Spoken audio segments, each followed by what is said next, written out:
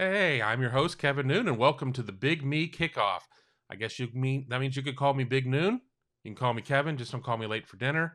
I know that joke is older than you, probably older than your father, might be older than your grandfather, but we have no jokes coming up here. Breaking news in the world of Ohio State athletics. Before we even get to it, let me bring in my co-host. I want to bring in Tom Orr, and we are here from Buckeye Scoop, and uneventful day here on Thursday. We slide right into Ryan Day's radio show. They were just talking about this, that, and the other. And then, oh, by the way, we have some news. Yeah, the Ryan Day radio show is always funny to me because it's like it goes 45 minutes an hour, and it's like you don't get a whole heck of a lot of news out of there because it's just the stuff they want to put out, and generally they don't want to put out any news. But every once in a while it's just like boom, bombshell, and everyone's Thursday is completely on fire now. And today was definitely one of those Thursdays where, oh, well, this is more news than I was expecting. I guess we better start doing some podcasts real soon. Yeah, I mean, and we probably heard some whispers that this was a possibility, but for those of you who have been, I don't know, in the mines or asleep or something, Ryan Day announced that CJ Stroud will not be likely starting. They're going to assess some things, but won't be starting against Akron. Wouldn't go so far as to name who would be in his place, but it would be either Kyle McCord or Jack Miller, as he said later on during his lightning round, that Quinn Ewers would not be available in terms of being ready to go at this point. So a lot of fans out there who have been asking to see a change are getting their wish, it seems. Well, and this is something that has made a ton of sense to me from when we first started seeing CJ Stroud out in the field, just doing the shoulder thing where it was like you'd have an incomplete pass and he just would look like his shoulder just wasn't quite right. And then after the game last week, he was asked about the pain in his shoulder. He said, yeah, it hurts, but life hurts basically. And this is early enough in the season where if a week off might help, might help some things heal up, might just keep him from taking more hits in a game that he doesn't need to take, this is the game to do it. You're playing Akron, you're a 7-touchdown favorite. You're going to win no matter who you put in at quarterback. So put someone else in at quarterback, give CJ Stroud a week off, and hopefully, a week next week when you need him a little more when you're going on the road to Rutgers, hopefully that has allowed him to heal. Or if alternatively, if it hasn't allowed him to heal sufficiently, then you have a backup quarterback who's now your starting quarterback who has some game experience and is in a better position to help you succeed on that road in that road game. Yeah, I mean, and we certainly can get into the ramifications of what this means for Ohio State in terms of if somebody comes out and lights the world on fire. I think the first thing to sit there and say is they're playing Akron. And I have a lot of friends who graduated from Akron. Love you all dearly. Your football team is a mess. And they got beat 60-10 by Auburn. They got beat something like 45-24 against Temple, and I think Temple was down to a third-string quarterback in that game. And then they come on and are tied 14-all against Bryant, not Anita Bryant, not Bryant Gumbel, but the University of Bryant, which I found out that there's a Bryant College and a University of Bryant up from the Northeast. Have to score 21 unanswered points to win 35-14 in that game. Certainly, an opportunity for somebody to get out there to play against a team wearing a different color jersey, but maybe not a team that's necessarily going to get out there and give Ohio State just this grand challenge that they've faced at least in week 1 and week 2, and then for whatever reason kind of struggled a little bit against Tulsa. This feels a little bit like when you used to get the old NCAA video game and you'd break it out and it's like, okay, well, I want to learn the game, but I don't want to go through the tutorials. I just want to start playing. And you'd schedule someone like Norfolk State for week 1 and you'd set it on varsity or junior varsity difficulty. And, you pick the worst team in the game. So it's Norfolk State or it's Morgan State or someone like that. And you just this is how you learn the game. You learn by playing, but you learn by playing with the sliders set all the way down to the easy end of the difficulty settings. That's kind of what the Akron game is for Ohio State. You've got as your quarterback, your offensive line is going to dominate the game. You have a running back who should be able to dominate the game. You have wide receivers who should be running open a huge portion of the night.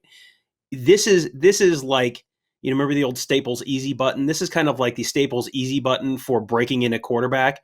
Because I mean, we can talk about it. My assumption is this is Kyle McCord who's going to be starting. So it's a true freshman quarterback starting.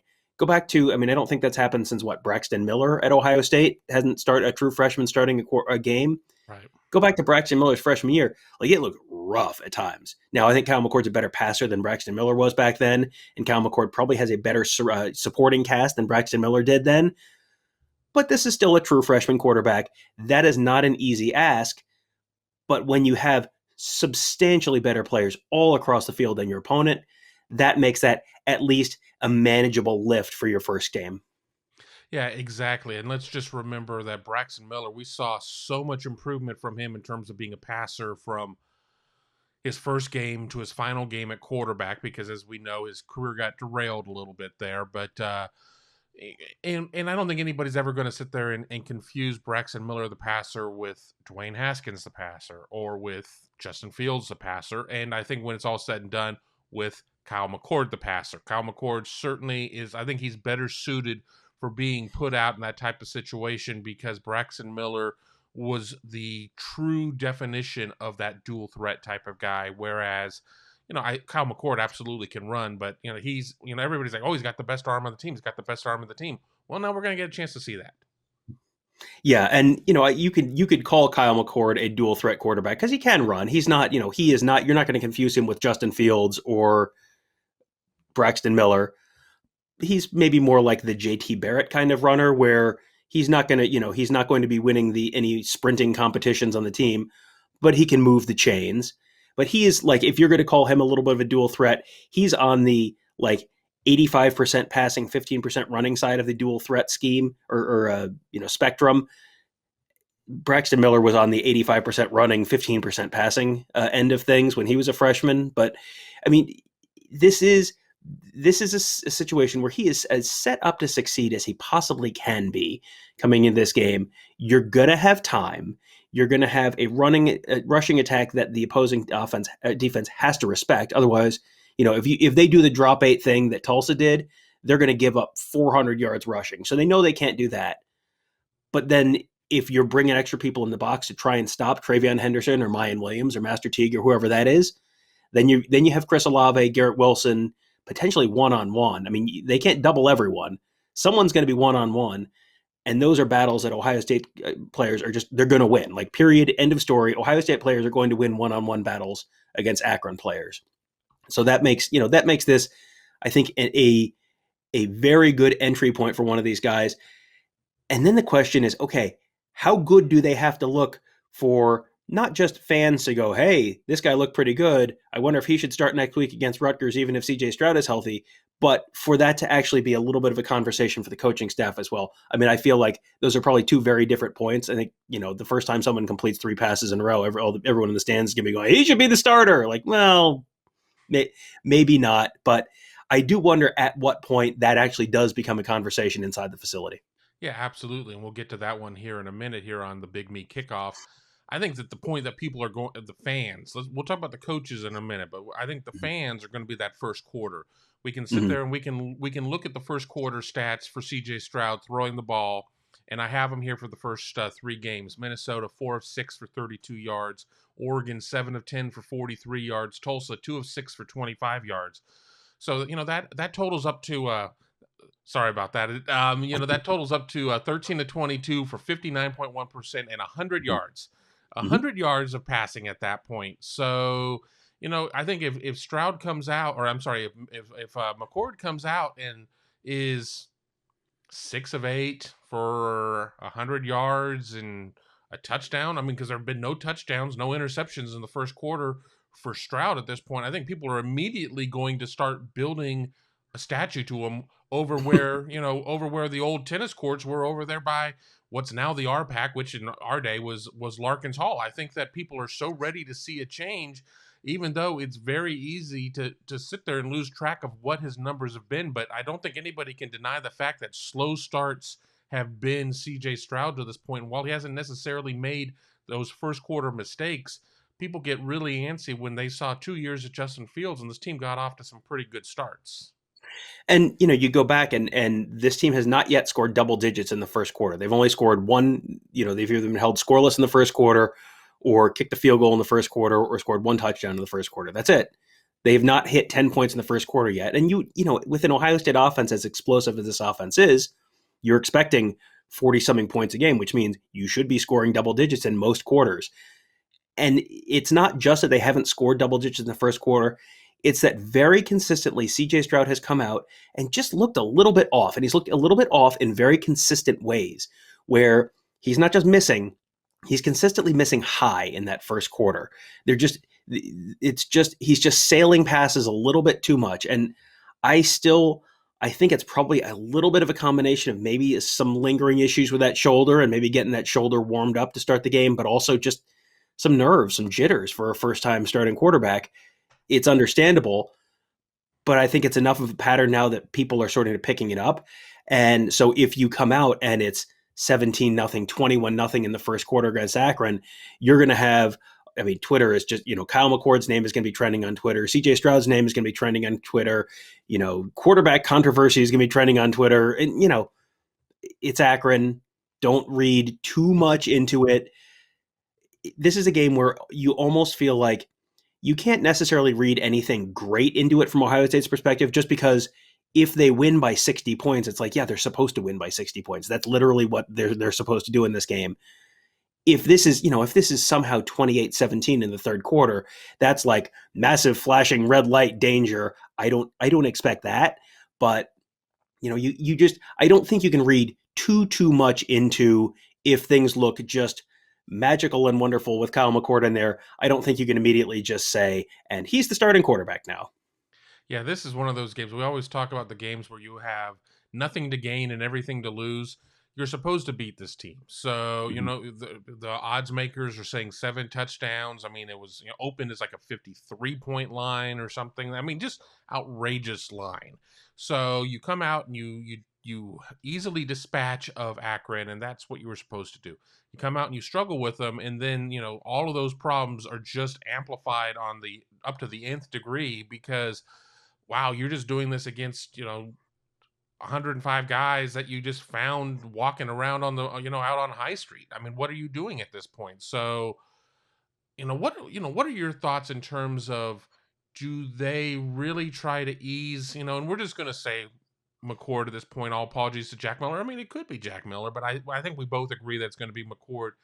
Do they, do we see them really try to ease a situation of where, they play it outside the numbers? They don't put him in a position to where he could taste some, early trouble? Or do they just sit there and say, you're the guy, you here you go, and just, try to run their offense?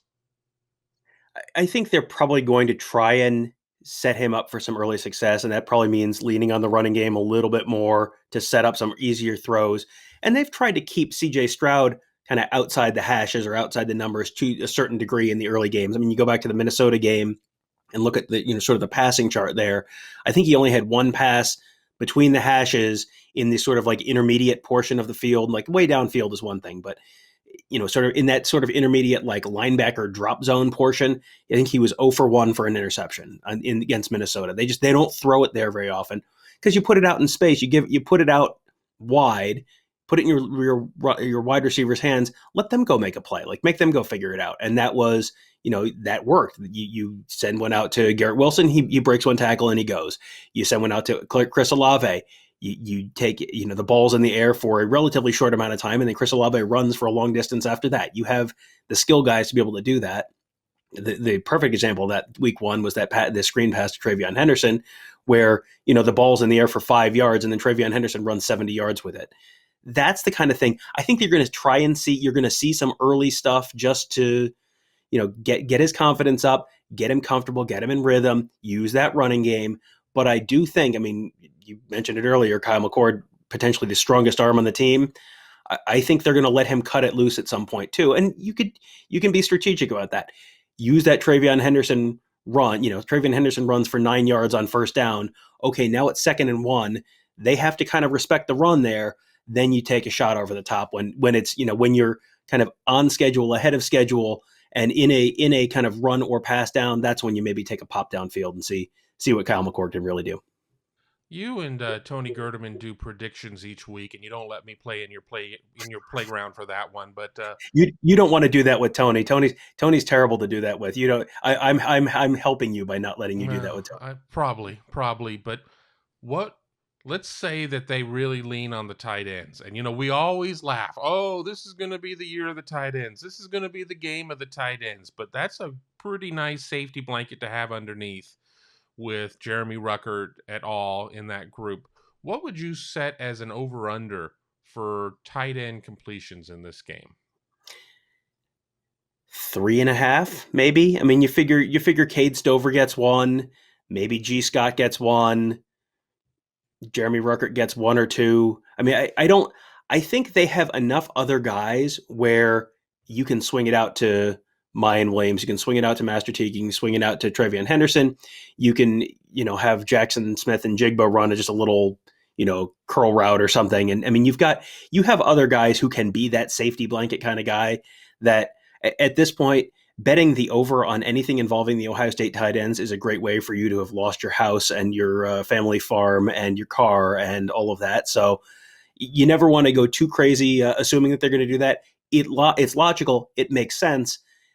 With the Ohio State tight ends, I kind of have to see it to believe it at this point. But three, four, something like that, I think is a reasonable expectation for them to. Because I do think they're going to be trying to get the ball to a lot of different guys on Saturday. I think on that show I predicted that 13 different guys would have either a carry or a catch for Ohio State, which would be the most in several years. Oh yeah. And I think you're looking for that. You're going to have 4 or 5, 6 guys with a carry. You're probably going to try and get multiple tight ends involved in the passing game. You're going to try and get all those freshman wide receivers involved in the passing game in addition to the 3 starters. So you're going to have a lot of people touching the ball on Saturday. So I don't know that there's going to be massive numbers for any individual one of them. With a young quarterback out there who, when we talked about Miller and when we talked about Stroud, we talked about a quarterback who had not attempted a collegiate pass, but they'd both been in games. If it is McCord, it's a quarterback who has not played in a collegiate game to this point. How much does it soothe the nerves of everybody, be it Ryan Day, be it Kyle McCord, be it Joe fan guy over in Xenia, Ohio, or whoever, that they have the offensive line that they have in front. And even with the likelihood that Thayer Munford will not play in this game, but Matt Jones stepping into that role, Ohio State's offensive line has got to be a pretty nice situation that a lot of first-time quarterbacks don't have the opportunity to have in front of them, so they're worried about chuck and duck. Yeah, you always wonder with young quarterbacks, are they going to be able to keep their eyes downfield, or are they going to be, you're looking downfield, and all of a sudden, like the vision starts drifting down once you get hit once or twice, and you're looking at the defensive linemen coming at you, or the linebackers coming at you, instead of looking downfield at the receivers. You would assume McCord's not going to be under a whole lot of pressure this weekend. I mean, if he is, it's probably, Akron bringing a bunch of zero blitzes, and I don't know how sustainable that is for them. So I think that's going to be a huge security blanket for him, knowing, look, yeah, if Thayer Munford's not playing, Matt Jones graded out as a champion last week. Matt Jones is an absolutely, Ohio State starting caliber offensive lineman. Like Thayer Munford is a great player. Thayer Munford is a fantastic teammate and a wonderful story. But I don't know if there's a huge drop off from Thayer Munford to Matt Jones. And, in the running game, there's been some question as to whether the 4 tackles offensive line is going to be able to really move big defensive linemen off the ball as much as you'd want. That is not a concern with Matt Jones. And I don't think that's a concern with anyone against Akron's defensive line. That is definitely not a concern with Matt Jones. Matt Jones is going to mash your face, and he's going to smile, and he's going to be a nice guy about it, but he's going to mash your face in the running game. And that's going to be a massive, massive security blanket for Kyle McCord to just know, you can drop back, take your time, let the guys get open, and you're going to have time. You're not going to have guys right in your face immediately. Let's address the elephant in the room. McCord or Miller come out, light it up. As I don't think that a lot of people are expecting a bad situation again because of Akron, but come out and just 24 of 28, 410, 4 touchdowns, no picks, lasers, darts, whatever. And then people sit there and, just have this image of whatever in terms of CJ Stroud, even though, again, his numbers, if you look at them just based on numbers, are still pretty impressive.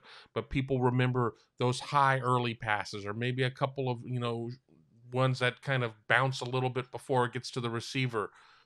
What what is the mindset you think that Ryan Day, that Kevin Wilson, that Corey Dennis have in terms of compartmentalizing and looking at this game in its own section?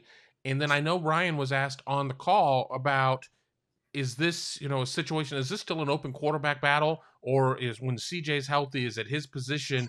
And Ryan said, it's always a competition, but how do they sort through all this? Because I know that that's going to be the thing that we're probably going to be doing the most mop up of, as long as this game goes according to the way that the odds makers say. Well, I think this is a little bit like spring football, where, at the end of the spring game, everyone has watched the spring game and has strong opinions on who should be playing and who should be starting based on the spring game. And then, usually the Monday or Tuesday after the spring game, we talk to the coaches and they say, well, you got to remember, we didn't just see the spring game. You guys just saw the spring game. And, the media has seen usually a little more than that. We've seen some practices, but, for the most part, fans are basing everything off of the spring game. The spring game is, in a lot of cases, not even the most important scrimmage of the spring. So you're only seeing a small slice of what the coaches are working with in terms of in terms of reps to evaluate and situations to evaluate and all that kind of stuff. Very clearly, they feel like CJ Stroud is the number one quarterback right now, based on spring, fall camp, practices, everything. Like, CJ Stroud has been the guy who we have kind of gone, yeah, he's going to be the starting quarterback since about, I don't know, spring ball 2020. I mean, the start of spring ball 2020 was kind of like, yeah, CJ Stroud's going to be the guy who's going to be the starting quarterback in 2021 or whenever Justin Fields leaves. So I think the Ohio State fan base is going to be much more likely to take 3 hours against Akron or hopefully not 4 hours against Akron, but a nice tight 3 hours against Akron on Saturday night as well. This is clearly a sign that he needs to play over CJ Stroud. Ohio State's coaching staff has hours and hours and hours and hours and hours of film from all these practices to evaluate, all these other situations to evaluate. They have decided that CJ Stroud is the starter. I think it's going to be very hard for him to, for McCord to just come out and just win the job. Like, he can go 40 for 40 for 700 yards. And I don't think he just has won the job and CJ Stroud's never going to start anymore. Where it maybe gets a little more interesting in a conversation is, if CJ Stroud's shoulder is still kind of barking next week, and I sort of assume it's going to be, it's not going to be 100% next week. So Kyle McCord is 40 for 40 for 700 yards. Then maybe Ohio State's coaching staff is a little more willing to give Kyle McCord another week and let CJ Stroud take another week to heal up. And, maybe at some point this does become more of a conversation. If Kyle McCord is 10 for 30 for 110 yards and 2 touchdowns and 2 interceptions, well, CJ Stroud's probably playing that Rutgers game unless that shoulder has gotten substantially worse. Right. So I think that's maybe where there's a little bit more of a conversation. But I don't think there's anything Kyle McCord can do to definitively win the quarterback job. And now he's QB1 and everyone else is behind him. And that's just how it is. Last question, as we're hitting about the 25-minute mark here. Let's put ourselves in a time machine. What is the sports headline come Sunday morning?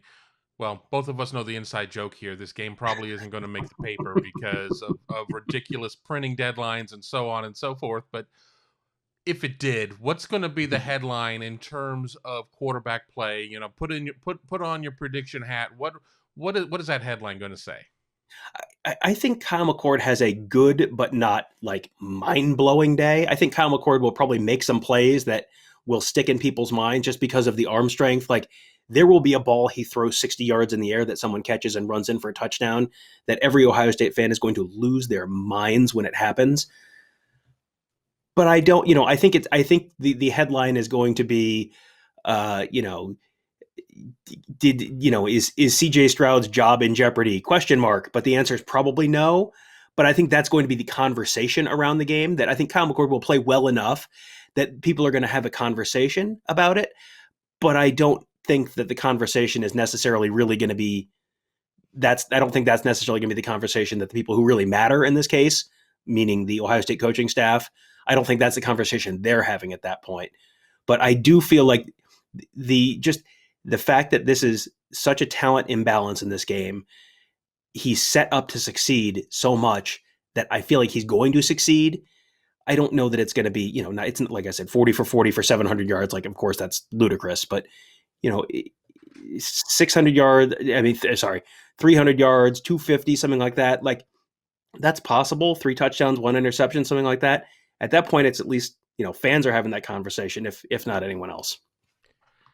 Yeah, as for me, I see the numbers maybe being a little bit better, and I do see it really playing the controversy card. And I don't think it's going to be a matter of the headline trying to stoke the flames or enrage the fan base. But I think there will be a very valid question that comes out of this game in terms of Stroud going again, or I'm sorry, McCord going against inferior competition with Akron, and probably is going to light him up pretty well as long as he's given the opportunity. I mean, one way that could be shut down is if he only gets to play 2.5 quarters, and we see Jack Miller for a quarter and a half or whatnot, and from there, I think that it is going to be something along the lines of Day has a difficult decision to make, and I think that that's going to get played up a little bit because I really don't think Akron is going to be able to provide a lot of resistance in this one. So, if the reports are true of what we've heard, bits and pieces coming out of practice that McCord has looked pretty good.